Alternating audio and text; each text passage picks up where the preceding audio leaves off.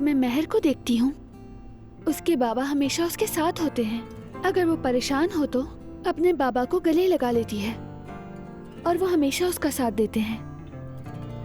देखो ना, वो उनकी शिकायत करती है लेकिन अंदाजा नहीं कि बाप के बगैर जिंदगी क्या होती है। ऐसा नहीं है कि हमारे पास बाप नहीं है, मतलब बाप है लेकिन ना होने के बराबर। देखो ना, वो भी खुश नहीं है।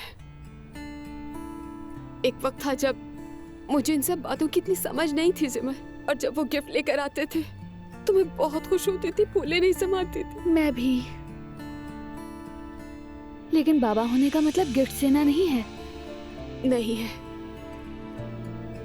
और अब समझ आई इन बातों की। और अब्दुल्ला बाबा और तुरुल अंकल भी ऐसे ही हैं। आपा, अब हम और क्या कर सकते हैं? उदास मत हो। मेरी दुआ है कि जवेरिया इस सब से ना गुजरे।